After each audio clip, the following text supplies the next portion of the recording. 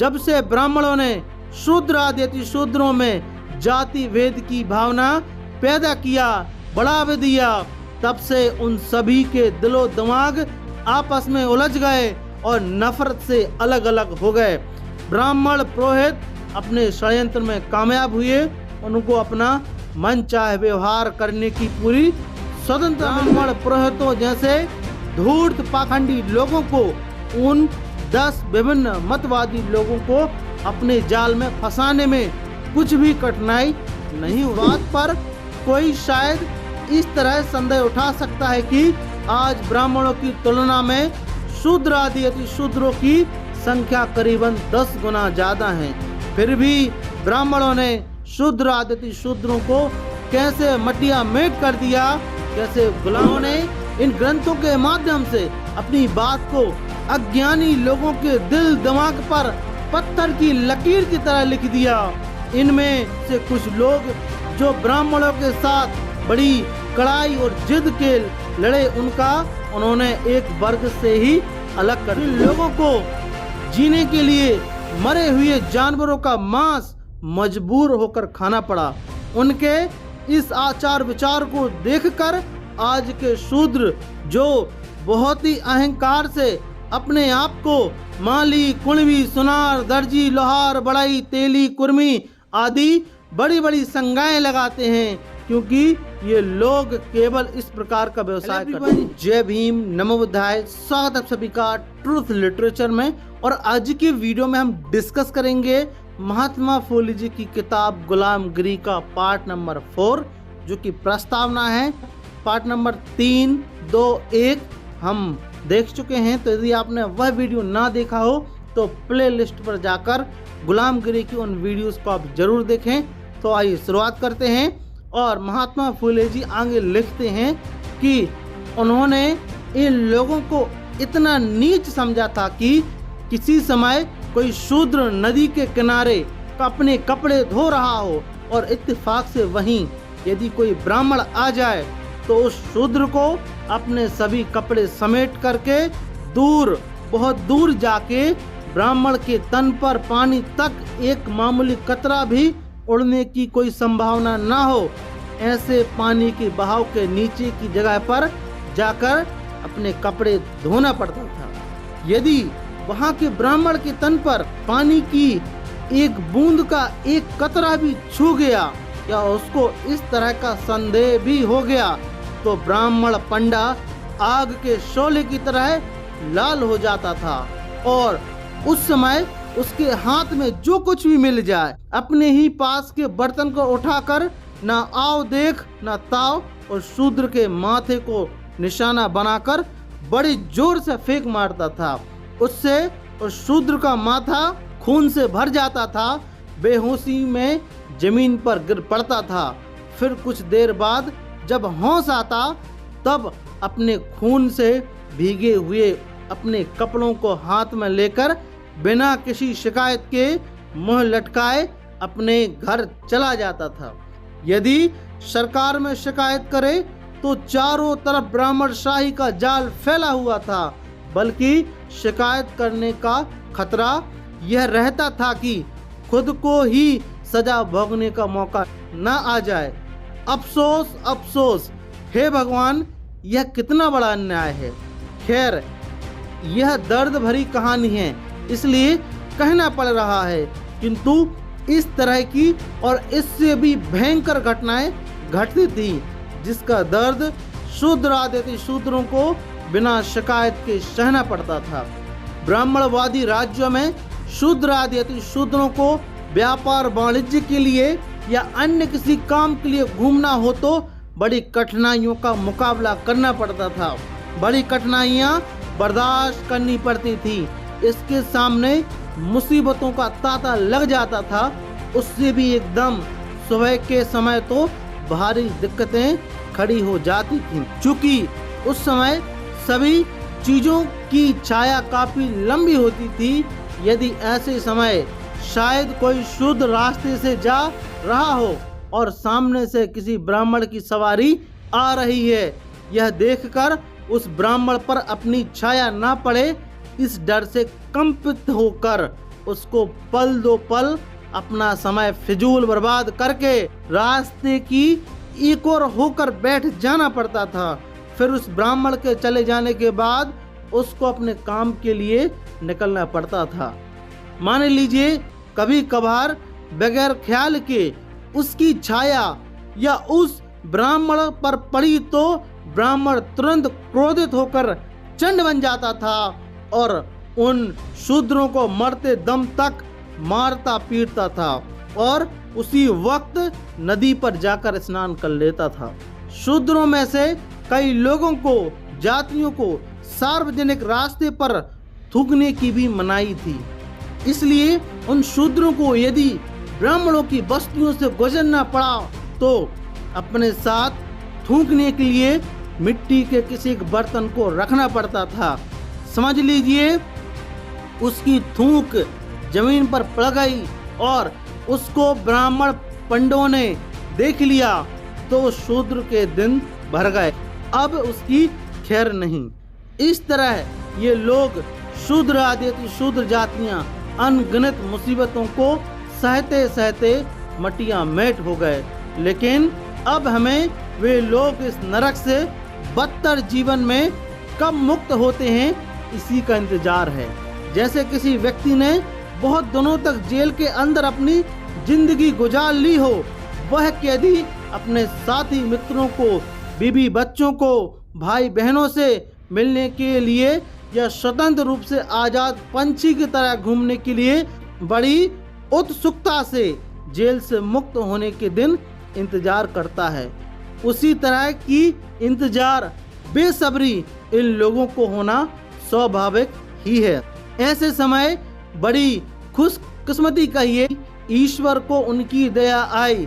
इस देश में अंग्रेजों की सत्ता कायम हुई और उनके द्वारा ये लोग ब्राह्मणशाही की शारीरिक गुलामी से मुक्त हो गए। इसलिए ये लोग अंग्रेजी सत्ता का शुक्रिया अदा करते हैं। ये लोग अंग्रेजों के इन उपकारों को कभी भूलेंगे नहीं। उन्होंने इन्हें आज सैकड़ों साल से चली आ रही ब्राह्मणशाही की गुलामी की फौलादी जंजीरों को तोड़ करके मुक्ति की राह दिखाई है। उन्होंने इनके बीवी बच्चों को सुख के दिन दिखाए हैं। यदि वे यहाँ न आते तो ब्राह्मणों ने, ब्राह्मणशाही ने उन्हें कभी सम्मान और स्वतंत्रता की जिंदगी गुजारने का मौका नहीं दिया होता। यदि इस बात पर कोई शायद इस तरह संदेह उठा सकता है कि आज ब्राह्मणों की तुलना में शूद्र आदि अति शूद्रों की संख्या करीबन 10 गुना ज्यादा है, फिर भी ब्राह्मणों ने शूद्र आदि अति शूद्रों को कैसे मटिया मेट कर दिया, कैसे गुलाम बना लिया। इसका जवाब यह है कि एक बुद्धिमान चतुर आदमी 10 अज्ञानी लोगों के दिलो दिमाग को अपने पास गिरवी रख सकता है, उस पर अपना स्वामित्व लाद सकता है। और दूसरी भी तरह यह कि वे 10 अनपढ़ लोग यदि एक ही मत के होते तो उन्हें उस बुद्धिमान चतुर आदमी की दाल न गलने दी होती, एक ना चलने दी होती। किंतु ये 10 लोग अलग अलग मतों के होने की वजह से ब्राह्मण पुरोहितों जैसे धूर्त पाखंडी लोगों को, उन 10 विभिन्न मतवादी लोगों को अपने जाल में फंसाने में कुछ भी कठिनाई नहीं होती। उसी तरह शूद्र आदि अति शूद्र की विचार प्रणाली, मत मान्यताएं एक दूसरे से मेल मिलाप ना करे, इसलिए प्राचीन काल में ब्राह्मण पुरोहित ने एक बहुत बड़ी धूर्ततापूर्ण और बदमाशी भरी विचारधारा खोज निकाली। उन शूद्र आदि शूद्रों के समाज की संख्या जैसे बढ़ने लगी, वैसे वैसे ब्राह्मणों में डर की भावना उत्पन्न होने लगी। इसलिए उन्होंने शूद्र आदि अति शूद्रों को आपस में घृणा और नफरत की भावना बढ़ते रहे, इसकी योजना तैयार की। उन्होंने समाज में प्रेम के बजाय जहर के बीज बोए। इसमें उनकी चाल यह थी कि शूद्र आदि अति शूद्र समाज आपस में लड़ते झगड़ते रहेंगे, तब कई यहाँ अपने टिके रहने की बुनियाद मजबूत रहेगी। और हमेशा हमेशा के लिए ये लोग वंश परंपरा से अपनी और अपने पूर्वजों की और अपने वंशों की गुलामी में रहकर हम लोगों को बगैर मेहनत के उनके पसीने से प्राप्त कमाई पर बिना किसी रोक टोक के गुलछर्रे उड़ाने का मौका मिलेगा। अपनी इस चाल विचारधारा को कामयाबी देने के लिए जाति भेद की फौलादी जहरीली दीवारें खड़ी करके उन्होंने इसे समर्थन में अपने जीत स्वार्थ सिद्धि के कई ग्रंथ लिख डाले। उन्होंने इन ग्रंथों के माध्यम से अपनी बात को अज्ञानी लोगों के दिल दिमाग पर पत्थर की लकीर की तरह लिख दिया। इनमें से कुछ लोग जो ब्राह्मणों के साथ बड़ी कड़ाई और जिद के लड़े, उनका उन्होंने एक वर्ग से ही अलग कर दिया। उनसे पूरी तरह बदला चुकाने के लिए उनको और उनकी जो बाद की संतानें होंगी उन्हें उन्हीं लोगों ने, मतलब फिलहाल जिनको माली कुणबी आदि कहा जाता है, उन्होंने छूना नहीं चाहिए। इस तरह की जहरीले बातें ब्राह्मण पंडा पुरोहितों ने उनके दिल दिमाग में भर दी। जब यह हुआ तब इसका परिणाम यह हुआ कि उनका आपसी मेल मिलाप बंद हो गया और ये लोग अनाज के एक एक दाने के लिए मोहताज हो गए। इसलिए जिन लोगों को जीने के लिए मरे हुए जानवरों का मांस मजबूर होकर खाना पड़ा, उनके इस आचार विचार को देखकर आज के शूद्र जो बहुत ही अहंकार से अपने आप को माली कुणबी सुनार दर्जी लोहार बढ़ई तेली कुर्मी आदि बड़ी बड़ी संज्ञाएं लगाते हैं, क्योंकि ये लोग केवल इस प्रकार का व्यवसाय करते हैं। कहने का मतलब यही है कि वे लोग अपने पूर्वज एक ही घराने के होते हुए भी आपस में लड़ते झगड़ते हैं और एक दूसरे को नीच समझते हैं। इन सब लोगों के पूर्वज स्वदेश के लिए ब्राह्मणों से बड़ी जिद से, बड़ी निर्भयता से लड़े, जिसका परिणाम यह हुआ कि ब्राह्मणों ने इन सबको समाज के निचले स्तर पर लाकर रख दिया और दर दर के भिखारी बना दिया। लेकिन अफसोस यह है कि इसका रहस्य किसी के ध्यान में नहीं आ रहा है, इसलिए ये लोग ब्राह्मण पंडा पुरोहित के बहकावे में आकर आपस में नफरत करना सीख गए। अफसोस अफसोस, ये लोग भगवान की निगाह में कितने बड़े अपराधी हैं। इन सब का आपस में इतना बड़ा नजदीकी संबंध होने पर भी किसी त्योहार को ये उनके दरवाजे पर दूर से ही पका पकाया भोजन मांगने के लिए आते हैं, तो वे लोग उनको नफरत की निगाह से देखते हैं और कभी कभी तो हाथ में डंडा लेकर इन्हें मारने के लिए भी दौड़ते हैं। खैर, इस तरह जिन जिन लोगों ने ब्राह्मण पंडा पुरोहितों से जिस जिस तरह से संघर्ष किया, उनसे उन्होंने उसके अनुसार उनको जाति में बांटकर एक तरह की सजा सुना दी, या जातियों को दिखावटी आधार देकर सभी को पूरी तरह से गुलाम बना दिया। ब्राह्मण पंडा पुरोहित सब में सर्वश्रेष्ठ और सर्वाधिकार संपन्न हो गए हैं ना। मजे की बात, जब से ब्राह्मणों ने शूद्र आदि शूद्रों में जाति भेद की भावना पैदा किया, बढ़ावा दिया, तब से उन सभी के दिलो दिमाग आपस में उलझ गए और नफरत से अलग अलग हो गए। ब्राह्मण पुरोहित अपने षड्यंत्र में कामयाब हुए, उनको अपना मन चाहे व्यवहार करने की पूरी स्वतंत्रता मिल गई। इस बारे में एक कहावत प्रसिद्ध है कि दोनों का झगड़ा और तीसरे का लाभ। मतलब यह है कि ब्राह्मण पंडा पुरोहित शूद्र आदि शूद्रों में आपस में नफरत के बीज जहर की तरह बो दिए और खुद उन सभी की मेहनत पर ऐसो आराम भोग रहे हैं।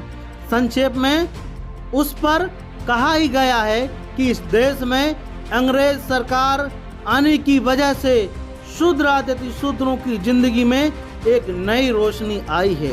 ये लोग ब्राह्मणों की गुलामी से मुक्त हुए, यह कहने में मुझे कोई संकोच नहीं है।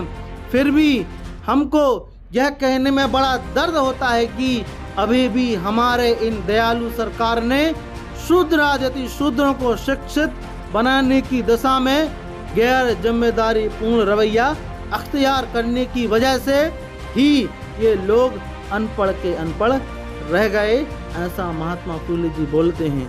ये लोग शिक्षित पढ़े लिखे ना बन जाने की वजह से ब्राह्मणों के नकली पाखंडी धर्म ग्रंथों के शास्त्र पुराण के अंधभक्त बनकर मन से दिल दिमाग से गुलाम ही रहे।